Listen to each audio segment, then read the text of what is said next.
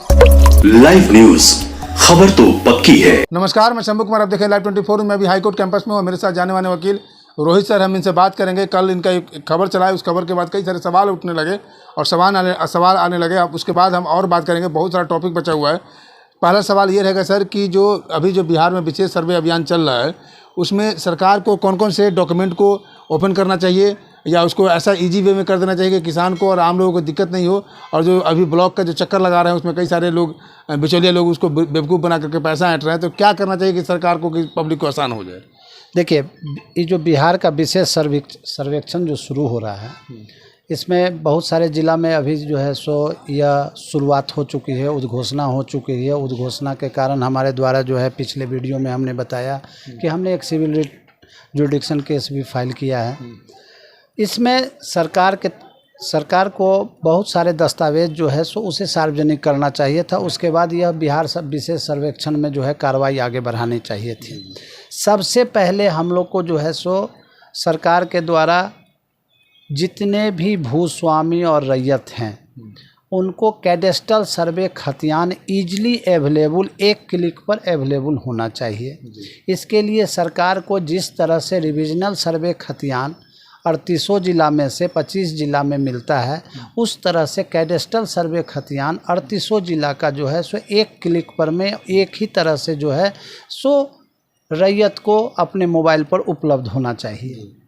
दूसरा कैडेस्ट्रल सर्वे का हो गया। दूसरा क्या है कि 1916 के बाद सभी भूमि दस्तावेज जो रजिस्ट्रेशन एक्ट 1908 के तहत रजिस्टर्ड हुआ है, मैं दोबारा बोलना चाह रहा हूँ, 1916 के बाद सभी भूमि दस्तावेज जो रजिस्ट्रेशन एक्ट 1908 के तहत रजिस्टर्ड हुआ है, जिसको हम लोग बोलते हैं केवाला, बेला कलामी, बदलानामा, जो भी रजिस्टर्ड डॉक्यूमेंट है, उस सारे दस्तावेज को इंटरनेट पर में, सरकार के पोर्टल पर में यह ईजिली अवेलेबल होना चाहिए, जिससे कि गांव में बैठा हुआ किसान अपने मोबाइल और इंटरनेट के माध्यम से उस दस्तावेज को डाउनलोड करें। ये होना चाहिए।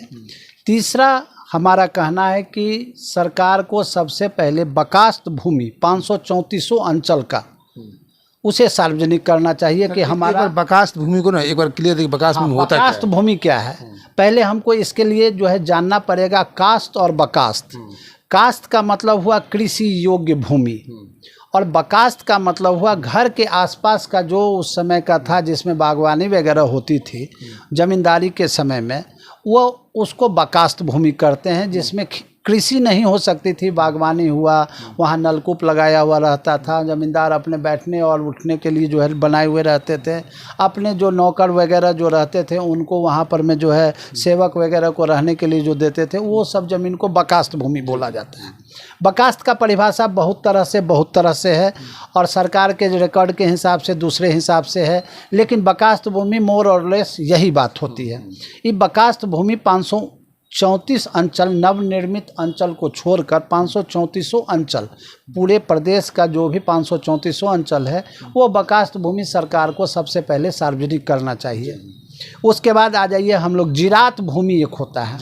जिरात भूमि वैसी भूमि को कहते हैं जिसमें भूतपूर्व, मध्यवर्ती और सीधे नियंत्रण में था, जिस जमीन पर में जमींदार या उनके भूतपूर्व मध्यवर्ती के द्वारा भाड़े पर प्राप्त किए गए मजदूरों के सहयोग से खेती कराया जाता था, उसको हम लोग जिरात भूमि बोलते हैं।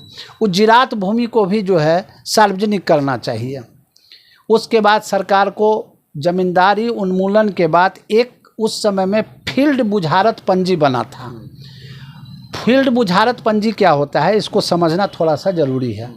जमींदारी उन्मूलन के पश्चात जमींदारों द्वारा दाखिल रिटर्न, कैडेस्ट्रल खतियान तथा खास महल मैनुअल 1953 के नियम 58 के आलोक में फील्ड बुझारत पंजी का निर्माण हुआ था। ये 534 अंचल में जो है सो यह उपलब्ध होगा और उसे सार्वजनिक करना चाहिए।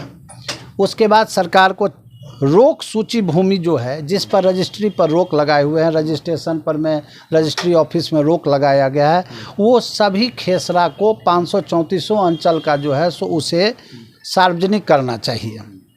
रैयती ज़मीन द्वारा अधिग्रहण अथवा सीलिंग में प्राप्त अधिशेष रैयती भूमि के सरकार में निहित होने के उपरांत जो सरकारी भूमि हुआ उस सब का भी पंजी को जो है सार्वजनिक करना चाहिए। उसके बाद हमको वाटर बॉडीज जितने भी 534 अंचल में है, जिसे सैरात, नहर, पोखर, तालाब बोला जाता है, वो सब को भी सरकार को खेसरा वाइज मौजा वाइज सार्वजनिक करना चाहिए कि ये सब वाटर बॉडीज़ हैं। उसके बाद में हम लोग जीएम लैंड पर में आ जाएं। जीएम लैंड दो तरह का है, अनाबाद बिहार सरकार और एक बिहार सरकार, जिसको गढ़मजरुआ खास और गढ़मजरुआ आम बोला जाता है। वो दोनों भूमि को भी सार्वजनिक करना चाहिए कैडेस्ट्रल सर्वे खतियान से। इसके उपरांत सरकार को वासगीत पर्चा जो भी है, जो Bihar privilege person home stay tendency act 1947 के तहत वासगीत पर्चा जो इशू किया गया रैयतों को, भूमिहीन को, जो भी भूमिहीन थी उन्हें वासगीत पर्चा दिया गया, वो सब पर्चा का जो है सो सार्वजनिक करना चाहिए। इससे ये होगा कि भूमिहीन जो 40 बरस से 30 बरस से जो भी भूमि पर में अपना घर बना के आशियाना बना के रह रहे हैं, अब क्या होगा कि अब वो ज़मींदारी कैडेस्ट्रल सर्वे से जो भी उस ज़मीन के मालिक होंगे उनमें विवाद होगा तो आप समझ सकते हैं भूमि विवाद कितना खतरनाक विवाद होता है। उसके बाद सरकार को भूदान भूमि जो होता है उसकी पंजी को 534 अंचल का सार्वजनिक होना चाहिए।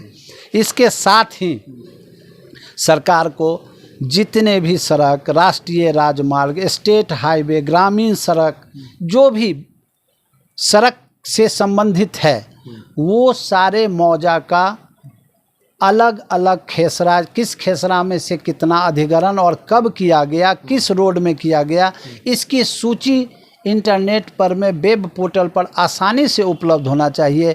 एक क्लिक पर में जो है सो वो आ जाए।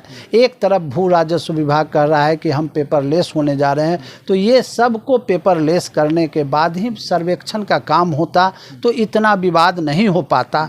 हमारा कहना है कि इनका जो भी ये जो बिहार विशेष सर्वेक्षण हो रहा है, इसमें इन लोगों के द्वारा कोऑर्डिनेट से, जिसको ग्राउंड कोऑर्डिनेट अक्षांश देशांतर मिला के करते हैं। ये कोई समुद्र है जो समुद्र पानी में जो है सो हम कोऑर्डिनेट का यूज करते हैं। ये भूमि पर कोऑर्डिनेट का यूज, और आप जो है सो जरीब से जहाँ नापी करना है, जहाँ फीता से नापी होगा, वहाँ कोऑर्डिनेट से क्या मापी होगा उसमें।